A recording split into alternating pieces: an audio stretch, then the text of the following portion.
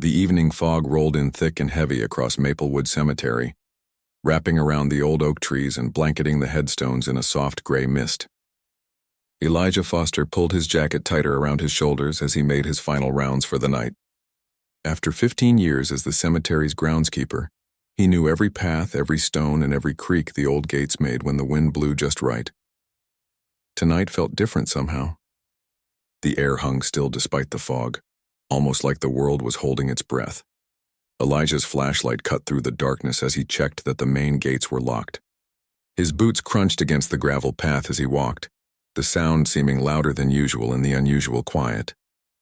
No cricket songs, no distant owls, just silence. Almost done, he muttered to himself, his breath visible in the cool night air. Just need to check the east section and then home to a hot cup of tea. The east section was where they'd buried Rebecca Winters 3 weeks ago. The funeral had drawn nearly the whole town. Not surprising given her position on the town council and her family's deep roots in Maplewood. Elijah had known her a little.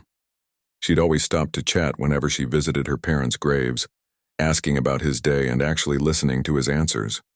Her death had come as a shock to everyone. Heart attack, they said, though she'd only been 52 and had seemed healthy right up until the end. As Elijah rounded the bend toward the newer graves, something caught his eye. A faint shimmer in the distance, barely visible through the fog.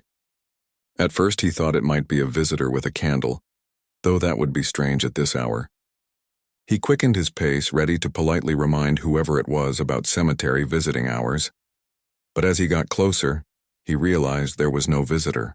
The light seemed to be coming from the ground itself, a soft blue-green glow seeping up through the soil of Rebecca Winters' grave. Elijah stopped in his tracks, his heart suddenly pounding. He'd seen a lot of strange things in his years tending to the dead, but nothing like this. The light pulsed gently like a heartbeat, illuminating the fog around it in an eerie glow. "What in the world?" he whispered, taking a cautious step closer. The glow wasn't bright enough to hurt his eyes, but it was unmistakable, a patch of earth roughly the size and shape of the coffin below, glowing like something from a science fiction movie. Elijah crouched down, careful not to touch the soil, and examined it more closely. There was no smell, no heat coming from it, just that strange, beautiful, unsettling light. His first thought was that some kids had played a prank, maybe poured some kind of chemical on the grave. But the glow seemed to be coming from beneath the packed soil, not from its surface. Elijah pulled out his phone and snapped a few pictures, though they didn't capture the glow very well in the darkness. He should report this to someone, but who? And would they even believe him? He decided to call Sheriff Dana Mercer. Though they weren't exactly friends, Dana was level-headed and practical. If anyone would know what to make of this, it would be her. The phone rang 4 times before a groggy voice answered. "Mercer here. This better be important at this hour. Sheriff, it's Elijah Foster from the cemetery. I'm sorry to call so late, but I found something unusual during my rounds." "Define unusual, Elijah." He could hear the skepticism in her voice already. There's a glow coming from Rebecca Winters' grave, a blue-green light shining right through the soil." The silence on the other end of the line stretched for several seconds. "Have you been drinking tonight, Elijah?" "No, ma'am. I swear on my mother's grave, which I tend to personally, as you know, that I am stone-cold sober and looking at something I can't explain." Another pause. He heard rustling on the other end like she was sitting up in bed. Could be phosphorescent fungi. Gets on decomposing wood sometimes, can make it glow. Or maybe some kind of electrical issue with nearby lighting. "There's no lighting in this section, Sheriff. And I've seen foxfire before. This isn't it. This is different. Brighter. And it's only on her grave, nowhere else." Sheriff Mercer sighed heavily. "Listen, I can't come out there tonight for glowing mushrooms. Take some more pictures if you can, and I'll stop by in the morning. But it's probably just some natural phenomenon or a trick of the light with all this fog." Elijah wanted to argue, but knew it wouldn't do any good. "All right, Sheriff. I'll see you in the morning then." He hung up, feeling frustrated but not surprised. People tended to dismiss things they couldn't easily explain. Looking back at the glowing grave, Elijah felt a chill that had nothing to do with the night air. Something was wrong here. He could feel it in his bones the way his grandfather had taught him to feel coming storms. He took a few more pictures, then reluctantly continued his rounds. The rest of the cemetery seemed perfectly normal, peaceful, quiet, and definitely not glowing. By the time he locked up the maintenance shed and headed to his small house at the edge of the cemetery grounds, he'd almost convinced himself that the sheriff might be right. Maybe it was just some strange natural phenomenon, but he couldn't shake the feeling that there was more to it than that. Sleep didn't come easily that night. Elijah tossed and turned, his mind filled with images of that glowing grave. When he finally did drift off, his dreams were troubled. Visions of blue-green light spreading through the town like a flood, seeping into homes and down people's throats as they slept. He woke before dawn, drenched in sweat despite the cool morning. His first thought was to check if the glow was still there. Throwing on his clothes, he hurried outside. The early morning fog was even thicker than the night before, turning the cemetery into a gray dreamscape where headstones loomed like ghosts. Elijah made his way to Rebecca's grave, his heart pounding with each step. The glow was gone. In the gray morning light, the grave looked perfectly ordinary, just freshly turned soil beginning to settle, with the funeral flowers now wilted and brown at its head. Elijah knelt down and gently touched the earth. It felt cool and slightly damp from the fog, completely normal. Had he imagined it all? No. The pictures on his phone proved he'd seen something, even if they hadn't captured the full intensity of the glow. As promised, Sheriff Mercer arrived just after 8.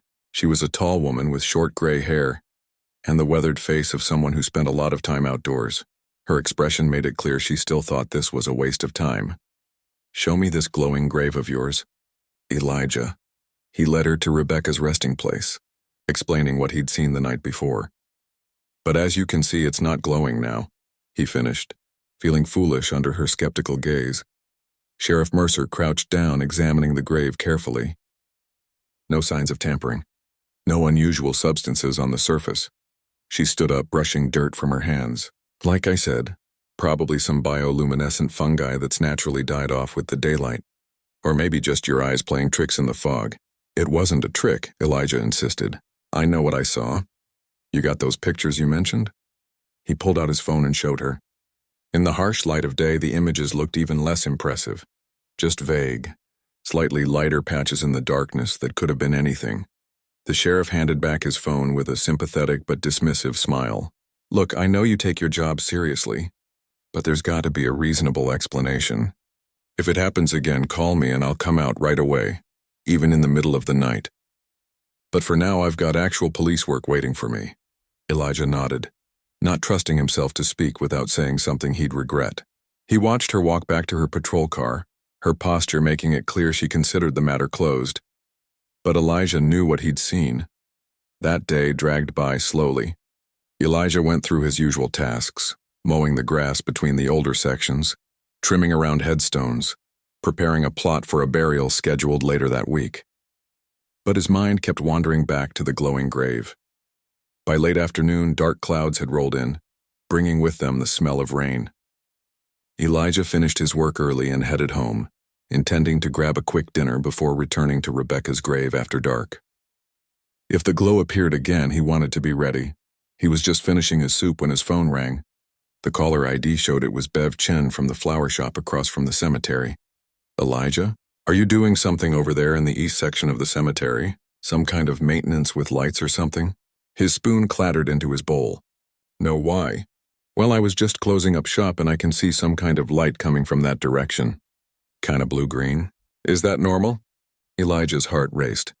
"It's back," he whispered. "What was that?" "Nothing, Bev. Thanks for letting me know. I'll check it out right away." He hung up and grabbed his jacket, rain be damned. The glow was back, and this time there was another witness. By the time Elijah reached the east section, a light rain had started to fall. Through the drizzle and gathering darkness, he could see it immediately. The blue-green glow, stronger than before, pulsing gently beneath the soil of Rebecca's grave. But that wasn't all. To his horror, he noticed smaller, fainter glows beginning to appear on 2 nearby graves as well. Whatever this was, it was spreading. Elijah pulled out his phone to call Sheriff Mercer, then hesitated. She hadn't believed him this morning with just one glowing grave, but now with 3 of them and the glow visible from across the street, he took several clear videos, making sure to capture all 3 graves in the frame, then pressed call. "Sheriff, it's Elijah again. You need to come to the cemetery right now. The glow is back, and it's not just Rebecca's grave anymore. Something's happening in Maplewood Cemetery, and I don't think it's waiting until morning. As he ended the call, the rain began to fall harder, droplets passing through the eerie light and casting blue-green shadows across the ground, but the water didn't dim the glow at all. If anything, it made it stronger. Sheriff Mercer arrived at the cemetery 20 minutes later, this time with Deputy Luis Rivera in tow. The rain had picked up, falling in steady sheets that soaked through Elijah's jacket as he waited by the main gates. He'd brought umbrellas for them all, knowing they'd need them. This better not be another wild goose chase. "Foster," Sheriff Mercer said as she stepped out of her patrol car, her face grim in the headlights. "It's not. You can see it from here." Elijah pointed toward the east section where, even through the rain and distance, the blue-green glow was visible among the headstones. Deputy Rivera let out a low whistle. "What the hell is that?" Sheriff Mercer's skeptical expression faltered. "Let's take a closer look." The three of them made their way through the cemetery, flashlight beams bobbing in the darkness. As they approached the east section, the glow became unmistakable. 3 graves now, all shimmering with that same otherworldly light. The rain passed through the glow in luminous streaks, creating the impression of being underwater. "I've never seen anything like this," Sheriff Mercer admitted, crouching down near one of the graves, careful not to touch the glowing soil. "You're sure this wasn't happening before yesterday?" "Positive," Elijah said. "I check every section of the cemetery daily." "This is new." Deputy Rivera was examining the other glowing graves. "This one belongs to Old Man Peterson. Died about a month ago. And this other one is... looks like it's Susan Harding's grave. She passed just 2 weeks back." Rebecca Winters, Thomas Peterson, and Susan Harding, Sheriff Mercer mused. All recent deaths. All respected town figures. "And now their graves are lighting up like Christmas trees," Elijah added. "This isn't natural, Sheriff." Sheriff Mercer stood up, rain dripping from her hat. "No, it's not. We need to take samples, get them analyzed, and we need to keep this quiet for now. Last thing we need is the whole town panicking or turning this into some kind of supernatural tourist attraction." She pulled out her phone and made a call, speaking quickly to someone about bringing equipment and setting up a temporary shelter to keep the rain off while they worked. When she hung up, she turned to Elijah. "I owe you an apology for not taking this seriously earlier. Whatever this is, it's real, and we're going to figure it out." For the next few hours, the cemetery became a flurry of activity despite the late hour and persistent rain. Sheriff Mercer had called in Dr. Rosalind Lee, the county medical examiner, who arrived with sample collection kits and a portable lab setup. They worked under pop-up tents, taking soil samples from both the glowing graves and normal ones for comparison. "The glow doesn't appear to be radioactive," Dr. Lee said, holding up a Geiger counter that remained silent as she passed it over the soil. "But there's definitely something unusual in the chemical composition. I'll need to run more tests back at my lab." As they worked, a car pulled up to the cemetery gates. Elijah went to investigate and found a young woman arguing with one of the deputies who had been posted to keep onlookers away. "I don't care if it's a crime scene. My aunt is buried there and I want to know what's going on." The woman's voice was firm but tinged with worry. As Elijah got closer, he recognized her. Mira Winters, Rebecca's niece. She was a journalist who had left Maplewood years ago to work for a big newspaper in the city. She must have come back for her aunt's funeral and decided to stay a while. "It's all right, Deputy," Elijah called out. "Ms. Winters has a right to know. It's her aunt's grave that was affected first." The deputy looked uncertain but stepped aside. Mira gave Elijah a grateful nod as she approached, rainwater dripping from her dark curly hair. "Mr. Foster, right? The groundskeeper? What's happening here? I got a strange message about my aunt's grave and then I saw all the police cars." Elijah hesitated, unsure how much Sheriff Mercer wanted revealed. But Mira deserved the truth, especially if it concerned her family. "Your aunt's grave is glowing, along with 2 others now. We don't know why." Mira's expression shifted from concern to disbelief. "Glowing? What do you mean, glowing? It's easier if I show you." He led her through the cemetery to where the investigation was underway. When Mira saw the blue-green light emanating from her aunt's grave, she stopped dead in her tracks, her hand flying to her mouth. That's not possible," she whispered. "That's what I thought at first, too," Elijah said gently. Sheriff Mercer noticed them and came over, looking displeased. "Foster, we agreed to keep this contained. This is Mira Winters, Sheriff. Rebecca's niece."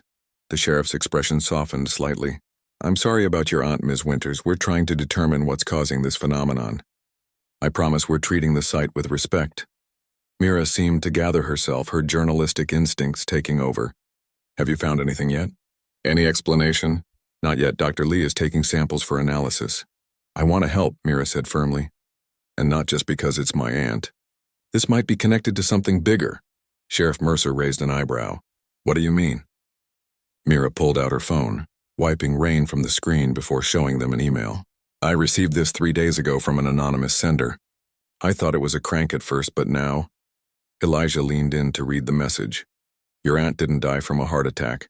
Ask questions about the water treatment facility.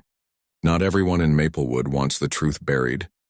Did you tell anyone about this? Sheriff Mercer asked, suddenly alert. Mira shook her head. No, like I said, I thought it was just a conspiracy theory. Aunt Rebecca had a heart condition. But now with this... She gestured toward the glowing graves. Sheriff Mercer frowned. Thomas Peterson was on the town water board for 20 years before retiring last year. And Susan Harding worked at the Environmental Quality Office. A connection was forming, something none of them had seen before. Before they could discuss it further, Dr. Lee called out from under her tent. Sheriff, you need to see this. They hurried over, finding the doctor staring into a microscope with an expression of bewilderment. The soil samples from the glowing graves all contained traces of an unusual chemical compound. It's not something I've encountered before, but it appears to be reacting with another substance, possibly the embalming fluid or something in the casket materials. Could it be harmful? Sheriff Mercer asked. I can't say for certain without further tests, but I'm not detecting any immediate health hazards. It's just highly unusual. Mira stepped forward. Dr. Lee, could this compound be related to water contamination? The doctor looked surprised. It's possible. Many chemical contaminants bind to soil particles. Why do you ask? Before Mira could explain about the email, another deputy rushed up to them, his face pale despite the rain. Sheriff, we've got a problem. There are reports of more glowing spots appearing in the west section of the cemetery, and we're getting calls from people who can see the glow from town. Word is spreading fast. Sheriff Mercer cursed under her breath. So much for keeping this quiet. All right, let's expand the perimeter. I want samples from these new sites, too. As the team mobilized to check the new reports, Mira pulled Elijah aside. Mr. Foster, how well did you know my aunt? We talked sometimes when she visited her parents' graves. She was always kind to me. Did she ever mention anything about the water treatment facility? Any concerns? Elijah thought back to their conversations. Not directly, no. But now that you mention it, she did seem troubled the last few times I saw her. About a month before she died, she was here placing flowers on her mother's grave. She said something that struck me as odd at the time, that sometimes doing the right thing means facing ugly truths that powerful people want to keep hidden. Mira's eyes widened. That sounds like Aunt Rebecca. She never backed down from a fight if she thought she was right. She glanced at the glowing grave. I think she was trying to expose something and someone stopped her. You think she was murdered? Elijah whispered, shocked. I think we need to find out what she knew about the water treatment facility, Mira replied grimly. And I know someone who might help us, Dr. James Chen. He teaches environmental science at the high school and has been conducting independent water quality tests for years. My aunt mentioned him in her last email to me. The rain had finally begun to let up, though the clouds still hung low and heavy above them. In the distance, they could see more deputies cordoning off another section of the cemetery where new glows had appeared. This is getting bigger by the minute, Elijah said. Whatever's happening, it's spreading. Mira nodded, a determined look settling on her face. We need to move quickly. Can you meet me tomorrow morning? We'll go talk to Dr. Chen together.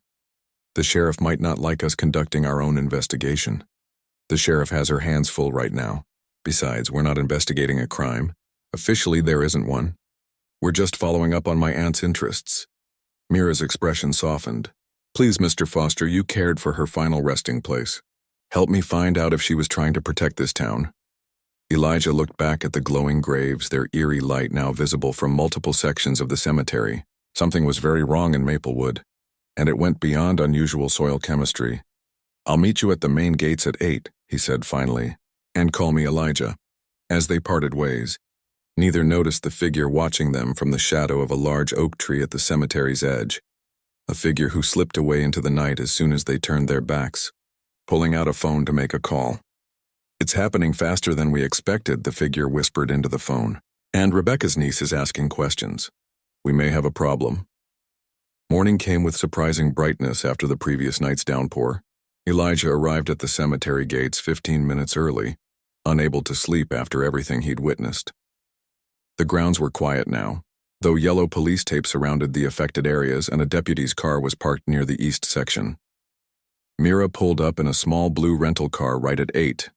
2 coffee cups in a cardboard tray balanced on her dashboard. She handed one to Elijah as she got out. "Figured you might need this." "I know I do." "Thanks," Elijah said, taking a grateful sip. "Did you manage to get any sleep?" "Barely," Mira admitted. "I kept thinking about Aunt Rebecca, about that email, and about those glowing graves." "Did anything change overnight?" "The glow faded again at dawn, just like yesterday. But before it did, 2 more graves started showing the same light." "That makes 7 now." Mira's expression grew troubled. 7 graves in 2 days. "Any pattern to which ones are affected?" "I'm not sure. But I did some digging this morning through our records." Elijah pulled a folded paper from his pocket. "All 7 people were buried within the last 3 months. All died of supposedly natural causes: heart attacks, strokes, 1 case of pneumonia." "And any connection to the water treatment facility?" "That's the interesting part. Besides your aunt, Thomas Peterson, and Susan Harding, I found out that Robert Wilkins was a contractor who did regular maintenance at the facility. And Alice Turner was a lawyer who specialized in environmental regulations." Mira took the list, scanning the names. 5 out of 7 with direct connections. "That can't be coincidence." She checked her watch. "Dr. Chen teaches first period, but he has a free hour at 9. We should head to the high school." The morning was crisp and clear as they drove through Maplewood, the small town just beginning its day. Shops were opening, people walked dogs, and kids waited at bus stops, all blissfully unaware of what was happening in their cemetery. "You grew up here?" Elijah asked as they passed the town square with its old-fashioned gazebo. "Until college. Then I couldn't wait to leave. Too small, too quiet. Funny how things change. Now I find myself missing it sometimes." Mira glanced at him. "What about you? You've been the cemetery caretaker for 15 years, right? Going on 16 now. Took over after my father passed. He was caretaker for 30 years before me. It's sort of a family tradition. Do you ever find it, I don't know, depressing? Working among the dead every day?" Elijah shook his head. "Not at all. It's peaceful. And I'm not really working with the dead. I'm maintaining a place where the living can come to remember those they've lost. There's something honorable in that." Mira smiled, the first genuine smile he'd seen from her. "I never thought of it that way." Maplewood High School was a brick building from the 1960s, recently renovated with a modern science wing. They found Dr. James Chen in his classroom, peering into a microscope while his students were at assembly. He was a slender man in his 50s with salt and pepper hair and rectangular glasses that kept sliding down his nose. When Mira introduced herself as Rebecca's niece, his expression grew somber. "Your aunt was a remarkable woman," he said, offering them seats. "Her death was a terrible loss for this community." "That's actually why we're here," Mira said. She explained about the glowing graves and the possible connection to the water treatment facility. Dr. Chen listened intently, his expression growing increasingly troubled. When she finished, he removed his glasses and pinched the bridge of his nose. "I was afraid something like this might happen," he said quietly. "You know what's causing the graves to glow?" Elijah asked, leaning forward. "Not specifically, no, but I've been monitoring Maplewood's water quality for years, and I've detected increasing levels of unusual chemical compounds, things that shouldn't be there. I shared my findings with Rebecca about 2 months ago." "What kind of compounds?" Mira asked. Dr. Chen walked to a filing cabinet and pulled out a thick folder. "Synthetic organic compounds, heavy metals, and some substances I couldn't even identify with my equipment here. All at levels too low to trigger standard water quality alarms, but consistently present and increasing over time." He spread several graphs on the desk, showing upward trends across different measurements. "I suspected industrial contamination, but couldn't pinpoint the source. Your aunt was going to help me get access to test the groundwater near the treatment facility directly, and then she died," Mira said grimly. Dr. Chen nodded. "Heart attack," they said. But Rebecca was health conscious, exercised regularly. It seemed unexpected. Do you think these compounds could cause graves to glow? Elijah asked, examining one of the charts, though he couldn't make much sense of the technical details. It's possible. If certain chemicals accumulate in body tissues, they might react with embalming fluids or decomposition processes. But without analyzing samples from the cemetery, I can't say for certain. Dr. Lee, the county medical examiner, took soil samples last night, Mira said. But it might be days before we get results. I can analyze samples today if you can get them to me, Dr. Chen offered. My lab here isn't as sophisticated as a medical examiner's, but I've specialized equipment for water contaminant testing. Mira and Elijah exchanged looks. I think we can arrange that, Elijah said. As they were leaving, Dr. Chen called after them. Be careful. If industrial contamination is behind this and if it caused those deaths, then we're talking about powerful people with a lot to lose if this gets out. Those words hung in the air as they drove to the town hall. Mira wanted to see if she could access any of her aunt's files or meeting notes. As a town council member, Rebecca would have had an office there. The receptionist, an older woman named Dorothy, who had known Mira since childhood, was sympathetic but unhelpful. I'm sorry, dear, but Mayor Blackwood had all of Rebecca's files moved to storage after she passed. Said he needed the office space. You'd need his permission to access them. Is he in today? Mira asked. In a meeting all morning. Budget committee. Dorothy leaned closer, lowering her voice. Between us, though, your aunt kept copies of important documents at home. She never fully trusted the digital system here. Said paper can't be hacked. Mira brightened. Of course. Her home office. Thank you, Dorothy. Back in the car, Mira explained that she had been staying at her aunt's house since arriving for the funeral. I haven't gone through her office yet. It felt too personal. But now we have a reason, Elijah finished. Rebecca's house was a tidy craftsman-style home on Maple Street, with a wraparound porch and well-tended garden. Inside, it still felt like she might walk through the door any moment. Mail neatly stacked on the hall table, reading glasses perched on top of a book by her favorite chair. Her home office was at the back of the house, overlooking a small backyard with bird feeders.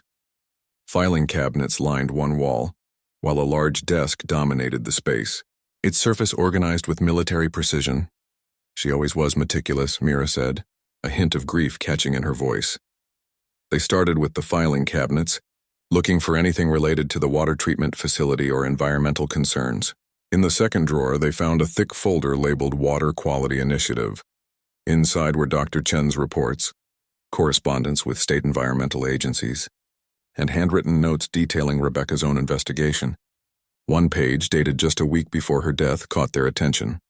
Met with contact at NovaCorp today. Confirmed my suspicions. They've been using the old mine shafts to dispose of chemical byproducts for years. Direct line to groundwater. Explained what I found, threatened to go public. They offered money. Refused.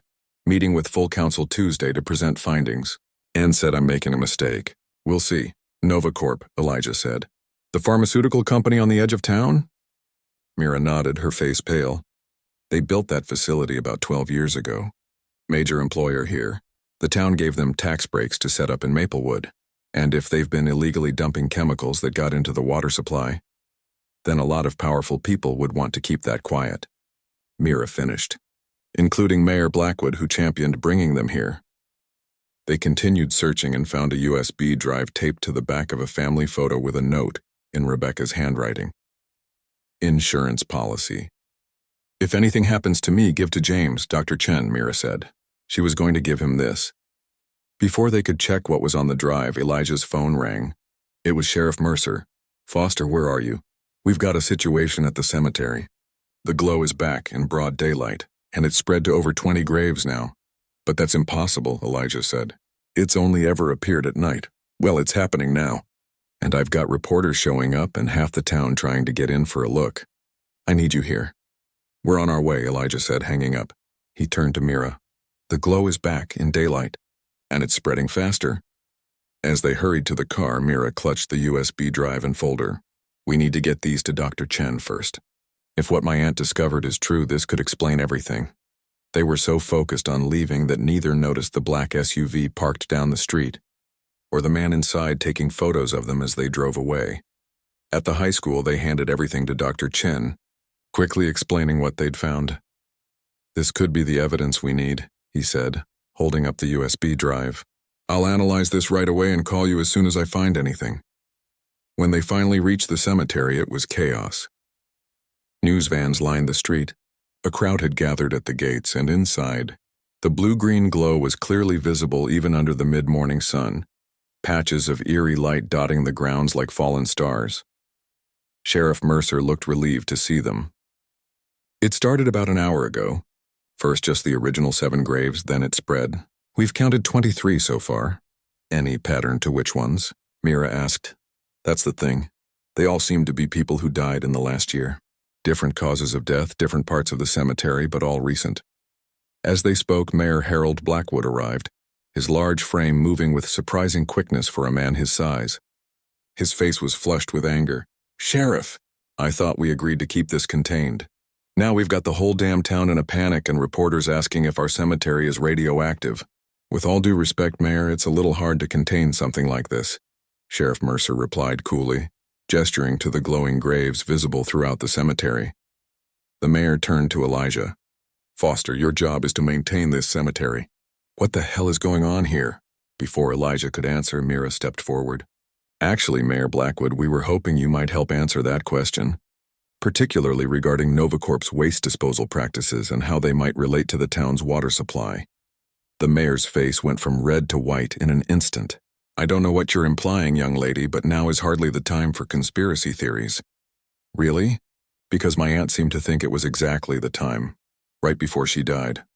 Suddenly, unexpectedly." Mira's voice was calm, but her eyes were challenging. Mayor Blackwood's jaw clenched. "Your aunt was planning to make some very irresponsible accusations that would have damaged this town's economy, based on flimsy evidence. Her death was unfortunate timing, nothing more. And yet here we are," Mira said, gesturing to the glowing graves, "with something very strange happening that just might be connected to what she discovered." The mayor stepped closer, lowering his voice. "You're playing a dangerous game, Ms. Winters. I suggest you leave town matters to those elected to handle them." As he turned to walk away, Mira called after him. "The truth has a way of coming to light, Mayor, sometimes quite literally." Elijah watched the exchange with growing unease. They had just challenged one of the most powerful men in town, and if their suspicions were correct, a man who might be involved in covering up multiple deaths. "You realize we just painted targets on our backs," he murmured to Mira. She nodded, watching the mayor's retreating figure. "Better than having them on our conscience." The rest of the day passed in a blur of activity. The cemetery had become the center of attention for the entire town, with news crews setting up cameras along the perimeter and officials from various agencies arriving to investigate the phenomenon.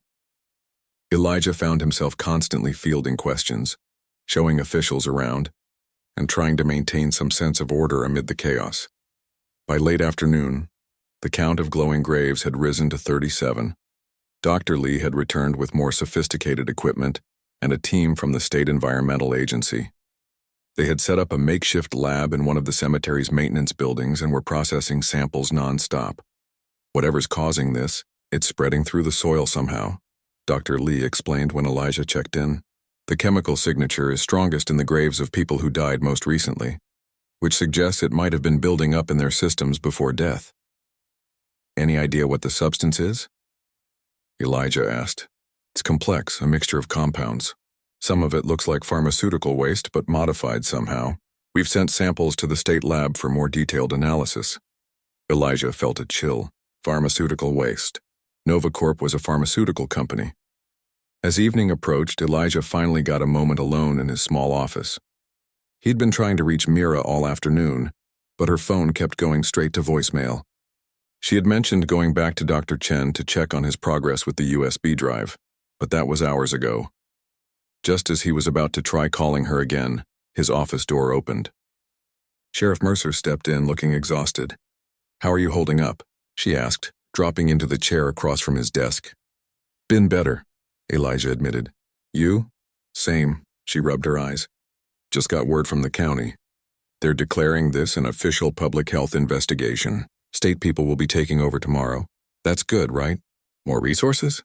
Maybe. But it also means less control over information. And more politics, she lowered her voice. The mayor's been making calls all day. He's trying to frame this as some kind of natural phenomenon. Swamp gas, soil minerals, anything but pollution. You don't believe that? Sheriff Mercer's eyes met his. Do you? Before Elijah could answer, his phone rang. It was Dr. Chen, his voice urgent. Elijah, is Mira with you? No, I thought she was with you. She was hours ago. We went through the files on the USB drive. Rebecca had everything. Water test results, internal NovaCorp memos about waste disposal, even photos of them dumping into the old mine shafts. She left to make copies at the library and was going to meet me back here, but she never showed up. Elijah felt a knot form in his stomach. Have you tried calling her? No answer. I'm worried, Elijah. After what happened to her aunt? Sheriff Mercer was watching Elijah's face. What is it? He covered the phone. Mira's missing, and they found evidence of NovaCorp dumping chemicals. The sheriff stood immediately. Where was she last seen? After getting details from Dr. Chen, they drove to the library. The librarian confirmed Mira had been there around 2 p.m. making copies of documents. She had seemed nervous, kept looking out the window, and left in a hurry. She said she had to get these to the newspaper right away. The librarian added, pushing up her glasses. Said it was a matter of life and death. The local newspaper office was already closed for the day, but Sheriff Mercer used her keys to get inside. There was no sign of Mira, and the editor confirmed no one had dropped off any documents. She never made it here, Sheriff Mercer said as they stepped back outside. The night was falling now, and with it a sense of dread. We need to find her, Elijah said. If she had evidence against NovaCorp and the mayor, let's not jump to conclusions. But yes, we need to find her. The sheriff pulled out her phone and called the station, putting out an alert for Mira and her rental car. As they walked back to the sheriff's vehicle, a text came through on Elijah's phone from an unknown number. Cemetery maintenance shed. Come alone. Tell no one, Mira.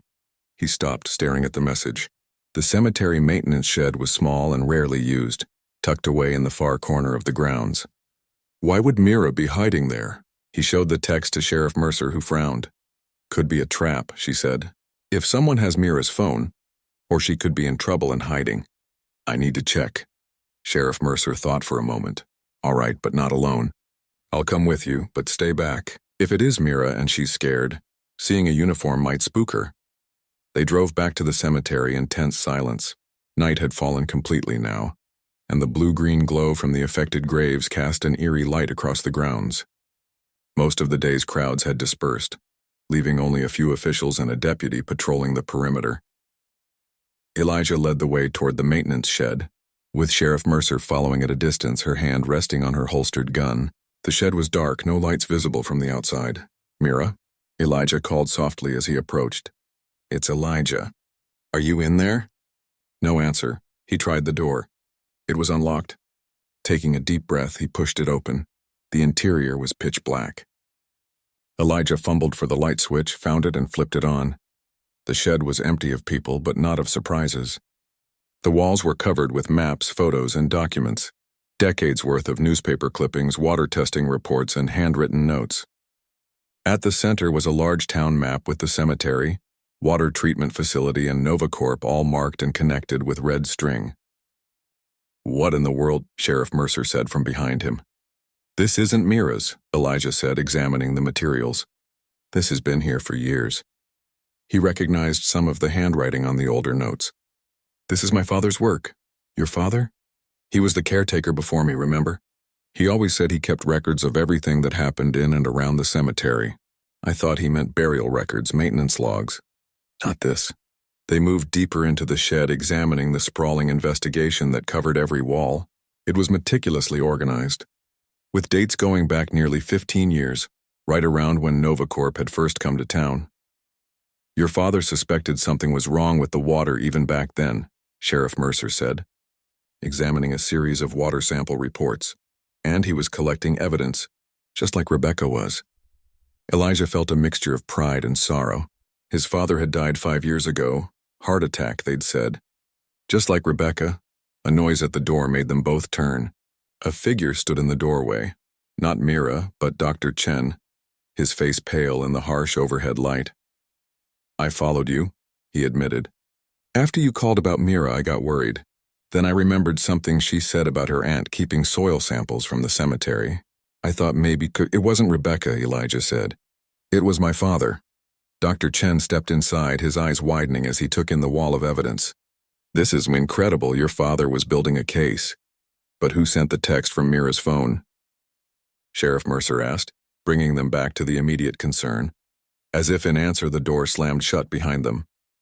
The sound of a lock clicking into place was followed by a hissing noise, gas seeping in through the vents. They found us, Dr. Chen gasped. Already coughing, Sheriff Mercer drew her gun and aimed at the door lock. Stand back. The shot was deafening in the small space. The lock shattered and she kicked the door open. They stumbled out into the night air, gasping and coughing. We need to get away from here, Sheriff Mercer said, her voice raspy from the gas. Whoever set that trap could still be nearby. As they moved away from the shed, headlights suddenly blinded them, a vehicle coming fast up the cemetery path. It skidded to a stop and a door flew open. Get in, quick! It was Mira's voice.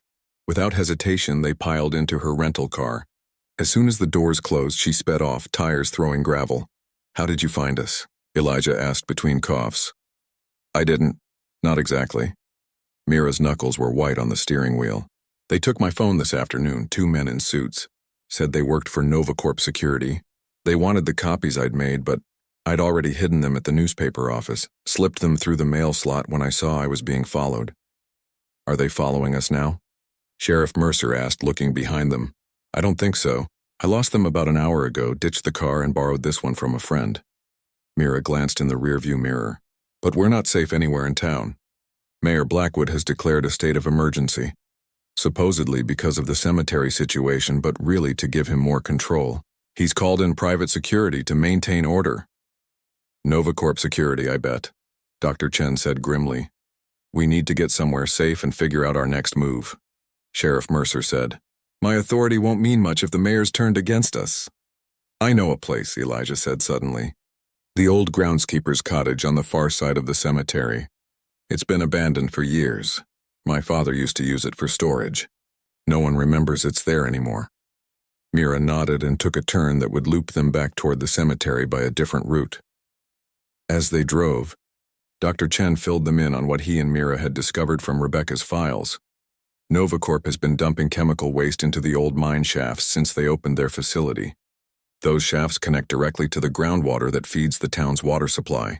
The chemicals are experimental compounds, derivatives they create during pharmaceutical research. Not technically illegal because they're not on any regulation lists yet. But they're toxic, Mira added. They build up in the body over time, especially in people who drink a lot of tap water. My aunt discovered that all the people who died of natural causes in the past year were heavy water drinkers. Rebecca herself drank 8 glasses a day as part of her health routine. And now those same chemicals are reacting with the embalming fluid in their bodies, Elijah said, understanding dawning. That's what's causing the glow. Exactly, Dr. Chen confirmed. It's like their bodies are becoming evidence from beyond the grave. They reached the old cottage without incident. It was little more than a stone hut nestled among trees at the cemetery's edge, almost completely hidden by overgrown shrubs. Inside was dusty but intact, a single room with a wooden table, a few chairs, and shelves lined with old cemetery records. We should be safe here for now, Elijah said, lighting an old oil lamp he found on a shelf. But what's our plan? We have the evidence, but with the mayor and NovaCorp working together, who can we trust to take it to? Sheriff Mercer pulled out her phone. I still have contacts at the state level who aren't under Blackwood's thumb. And with the cemetery situation drawing national attention, they can't just sweep this under the rug. We need to go public with everything at once, Mira said. The water contamination, the suspicious deaths, NovaCorp's illegal dumping, and the cover-up. Too big to hide. And we need to move fast, Dr. Chen added. The glowing graves are just the beginning. If these chemicals have been building up in the water supply for years, we could be looking at a full-scale health crisis. As they talked, the glow from the cemetery seemed to intensify, visible even through the cottage's dirty windows. A blue-green reminder that time was running out. Tomorrow morning, Sheriff Mercer decided. I'll have state officials here by dawn. Mira, you get your newspaper contacts ready. Dr. Chen, organize all the evidence. And Elijah, she turned to him. We'll need access to the cemetery to show them exactly what's happening. Elijah nodded, thinking of his father's years of careful documentation, of Rebecca's final fight for the truth, of all the townspeople who had died while those in power looked the other way. The dead are speaking, he said quietly. It's time we made sure everyone hears them. None of them slept much that night. They took turns keeping watch at the cottage window, organizing evidence and planning their next moves. By dawn, the blue-green glow from the cemetery had faded again, but their resolve had only strengthened. Sheriff Mercer had spent most of the night on her phone, calling contacts at the state police, environmental agencies, and even an old friend at the FBI. Dr. Chen had organized all the evidence from Rebecca's USB drive and Elijah's father's records into a clear, damning timeline. Mira had written a detailed press release and contacted editors at several major newspapers and news channels. My contact at the State Environmental Agency will be here by 8, Sheriff Mercer said, checking her watch. It was just past 6. And the FBI is sending a team specialized in environmental crimes. They should arrive by noon. I've got 3 news crews on standby, Mira added. They're setting up near the cemetery entrance right now. This is going to break big. Elijah peered out the window, scanning the cemetery grounds. In the early morning light, everything looked peaceful, normal, except for the unusual number of vehicles parked along the perimeter. Some were news vans, but others were unmarked black SUVs. NovaCorp security is here, he said grimly, and they've got the place surrounded. Dr. Chen joined him at the window. They must know we're somewhere in the cemetery. But they don't know about this cottage. Not yet, Sheriff Mercer said, but it's only a matter of time. We need to move now, get to the main entrance where the news crews are. Once we're on camera with all this evidence, they can't touch us. They gathered everything, the USB drive, key documents, soil and water samples that Dr. Chen had analyzed and prepared to leave. The plan was simple: cut through the cemetery to reach the main gates where cameras and witnesses would provide protection. Ready? Sheriff Mercer asked, her hand on her holstered gun. They nodded, faces determined despite the fear none could fully hide. The morning air was cool and misty as they slipped out of the cottage. Elijah led them along a narrow path that wound through the oldest section of the cemetery, where massive oak trees and overgrown Victorian monuments provided cover. They moved quietly, staying low, pausing often to listen for pursuers. They were halfway to the main gates when they heard voices ahead, men speaking in clipped, professional tones. Sheriff Mercer signaled for them to stop and take cover behind a large family mausoleum. Peering around the corner, they could see 3 men in dark suits and earpieces blocking the path ahead. NovaCorp security, no doubt. We'll have to go around, Elijah whispered. There's another path through the west section. They backtracked carefully, taking a winding route that added precious minutes to their journey. The sun was rising higher now, burning off the morning mist. Soon they would lose the cover of shadows. As they passed through a row of newer graves, including some that had been glowing the night before, Dr. Chen suddenly stopped. Look, he said, pointing to the ground. The soil on several graves was moving, just slightly, a gentle rippling like water disturbed by a breeze, and except there was no breeze. What's happening? Mira asked, her voice hushed. Before anyone could answer, a thin wisp of blue-green vapor rose from the nearest grave. Then another and another. All across the cemetery, the affected graves were releasing faint glowing mist that hung just above the ground. The heat, Dr. Chen said. The morning sun is warming the soil, causing the chemicals to release as gas. Is it dangerous? Sheriff Mercer asked, covering her mouth and nose with her sleeve. I don't think so, not in open air like this. The concentration is too low. But it's making the affected graves visible even in daylight. Indeed, they could now clearly see which graves were contaminated. Dozens of them spread throughout the cemetery, all releasing the eerie blue-green vapor. This is it, Mira said, pulling out her phone. This is our proof. She began taking video, capturing the unnatural sight. Just then they heard shouts from behind them. 3 security men had spotted them and were now running in their direction. Run, Sheriff Mercer ordered, drawing her gun. Get to the gates! I'll hold them off. They sprinted forward, weaving between headstones, the strange vapor swirling around their feet as they ran. More shouts echoed across the cemetery. Their pursuers were calling for backup. Elijah, who knew every inch of the grounds, led them down a shortcut between two mausoleums. They emerged near the eastern fence just 100 yards from the main gates. Through the iron bars, they could see news vans and reporters setting up equipment. "We're almost there," Mira called, clutching the evidence folder to her chest as she ran. Suddenly, a large figure stepped out from behind a monument, blocking their path. It was Mayor Blackwood, his face flushed with anger and exertion. Beside him stood a tall, thin man in an expensive suit, Vincent Maxwell, CEO of NovaCorp. "That's far enough," the mayor said. "You've caused quite enough trouble already." Sheriff Mercer caught up to them, her gun trained on the two men. "Step aside, Harold. This is bigger than you now, is it?" Maxwell spoke for the first time, his voice calm and controlled. A sheriff exceeding her authority, a grieving niece looking for someone to blame for her aunt's natural death, a schoolteacher with an environmental agenda, and a groundskeeper following in his paranoid father's footsteps. "Who do you think people will believe? Us or you?" "They'll believe this," Mira said, holding up her phone with the video of the glowing vapor. "And these." She gestured to the folder of evidence. "And the 37 contaminated graves that are now visible to anyone with eyes," Dr. Chen added, pointing to the blue-green mist that continued to rise from the ground around them. For the first time, uncertainty flickered across Maxwell's face as he took in the scene. The vapor was spreading, becoming more visible by the minute as the morning sun strengthened. "It's over," Elijah said simply. "The truth is literally rising from the graves. You can't bury it anymore." Mayor Blackwood seemed to deflate, his bluster fading as he realized the scale of what was happening, but Maxwell wasn't ready to concede. "Security," he called sharply. Within moments, 4 men in dark suits appeared, surrounding their small group.